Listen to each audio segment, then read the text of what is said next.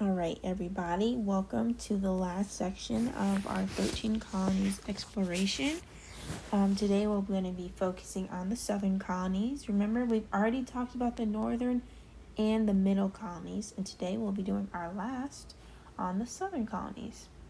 I just want you guys to know that you should have watched the video on the southern colonies before watching this lesson. So if you haven't done that yet, pause this, go back to the module, watch that video, and then come back. So here's the map of our colonies that we've been looking on the past few weeks. So we'll be focusing on Virginia, Georgia, Maryland, and the Carolinas, which is north and south. In this presentation, they're labeled as the Carolinas, but eventually they did split into north and south. So right now I want you to pause. Do you know anything about the southern colonies already? A lot of people, when they think of the southern colonies, they think of slavery. So maybe you have some knowledge about that, or maybe you have some other knowledge that you could think about that goes along with the southern colonies. So there's 4 or 5 southern colonies. So there's Virginia, Maryland, Carolina, north and south. So that makes 2 of them, and Georgia. But for this today, we're just going to say that there's 4. But eventually, because there was a split of North Carolina and South Carolina, there can be 5 southern colonies to be considered. But for today, we're just going to talk about them as 4. So right now, I know last week we changed it to highlighting 2 of the words, but today we're just going to go back to just typing in or writing in that word on your note sheet. So make sure you've downloaded that from Notability. If you haven't done that, take a moment, go back to the social studies module, download the note sheet, the Southern Colonies note sheet, and be ready to fill in as I go. You can split screen this video lesson and your note sheet so you can do both at the same time. So right now we're going to start in Virginia. So it was the first to be founded in the southern colonies, and it was a group of 214 people landed in Jamestown, Virginia on May 14 in 1607. But a lot of these people, because this area of Virginia was inhabited or many Native Americans already lived there, they were actually attacked right away by Native Americans. Because these Native Americans have been living in Virginia for hundreds of years at this point. But unfortunately for the Native Americans, the British had way more weapons that were more powerful than theirs. So the British were able to force the natives away. Eventually, Captain John Smith became the leader of Jamestown, and he helped the settlers build forts to protect themselves from some of the hostile Native Americans. But he also was able to help create friendships with friendly Native Americans. And this is also important because this was some of the first interactions that some of the colonists had with Native Americans, and we'll continue to see the positive and negative interactions and relationships that Native Americans have. So later in 1619, there was a government created in Virginia, and it was actually the first government to be created in America. All male landowners in the colony were allowed to vote on members of the House, and this type of government was really similar to the democracy that we have in the United States today. Also in Virginia, tobacco was a very main crop, and throughout I'm going to talk about some of the important crops, but here in Virginia, tobacco was the main crop grown. So next we're going to go to Maryland. Maryland was founded for a religious reason, and it was founded by a group of Catholics. They fled from England to America in 1634, and they were led by a man named Lord Baltimore. Lord Baltimore's goal was to create a place where the Catholics could live in peace. Although many of these settlers were Catholics, some Protestants also settled in Maryland. And over time, the Protestants started to outnumber the Catholic settlers in Maryland. And these Protestants actually began taking the rights away from Catholics. But Lord Baltimore stepped in to protect the Catholics, and he enacted the Act of Toleration in 1648. And this act stated that anyone who believed in Jesus Christ could be free in the Maryland colony. So it wasn't only a specific religion, so it wasn't only Catholics, it wasn't only Protestants. It was so everybody, if they believed in Jesus Christ, they could be free in Maryland. So the Catholics eventually stayed in Maryland, and the Act of Toleration also gave all male landowners the right to vote and hold office in the colonial government. And Maryland had a very similar government to the government that they created in Virginia. So now we have Carolina. So at first it was just Carolina. It wasn't North or South. It was just called Carolina, and it was founded in 1663. Today we know Carolina as the split states of North Carolina and South Carolina. But right in the beginning, the British settlers that founded Carolina, they really wanted to grow sugarcane. However, they quickly found out that sugarcane did not grow well in the Carolina climate. So instead, the settlers discovered that rice grew very well in this region, and they focused all of their attention on growing as much rice as possible.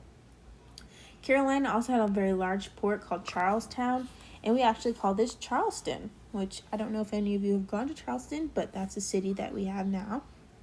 And most of the crops grown in the Carolinas were shipped out of Charlestown, and eventually in 1712, Carolina split into North and South.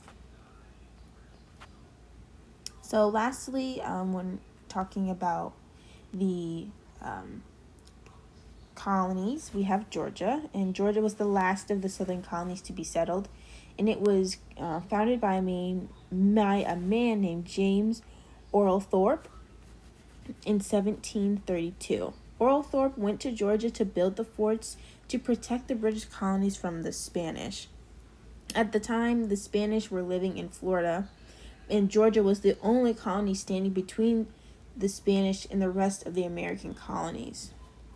Oglethorpe had a great military influence and leadership, and he later became the ruler of Georgia. He was in charge of Georgia for 10 years, and during his rule, Oglethorpe helped form really good relationships with the Native Americans around the area. Something really interesting about Georgia and James Oglethorpe was he made it so that the colonists did not own their own slaves, which is a really unique thing about the Georgia colony. But unfortunately, that didn't last very long, and it was changed after his rule of Georgia ended. And here in Georgia, rice was a main crop. So now we're going to go on and talk about the climate. So in the Southern Colonies, it was really hot and humid. Remember I talked about how the Middle Colonies was like that sweet Goldilocks spot, like in the Goldilocks and the Three Bears, where it was just right. Well, the Southern Colonies was like kind of the too hot area, because it was just really hot and really humid. But the warm weather and the fertile soil made the South a really great location for farming, and the colonists grew a lot of different cash crops. And cash crops are crops that are grown in large amounts and then sold for profit. And some of the major cash crops that were grown are rice, tobacco, corn, and indigo. And indigo is a blue dye that we still use it today. We use it for blue jeans, so that's the dye that we use to dye the jeans blue. And tobacco was a very major crop in Virginia and Maryland, and rice was the main crop grown in the Carolinas and Georgia. Usually southern farmers grew more than one crop at a time, and the growing season actually lasted longer in the Southern Colonies than it did in any of the other colonies. There's this thing called the fall line, and the fall line is where the soil changes. The soil gets a little bit rockier, and it's not as good for farming for those who are north of the fall line.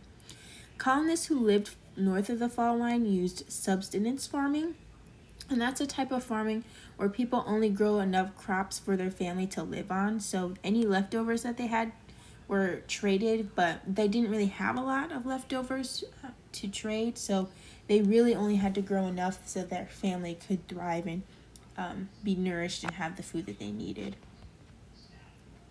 So when we're talking about the ways of life, most people in the South cannot own a plantation. And plantations are big areas of land where crops are grown, and typically there are 50 or more slaves. But only a few people in the South owned plantations because they were really expensive. And a lot of these people did not have the money to buy slaves because slaves were not cheap.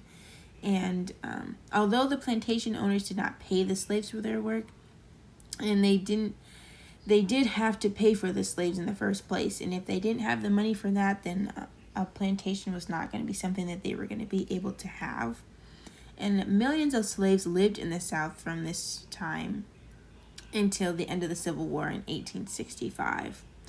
Only rich families were educated because when you think about people living at this time, they had to work to make money, and they didn't have time to send their kids to go to school because their kids had to work so they could grow crops and get things to trade so that they could live and thrive.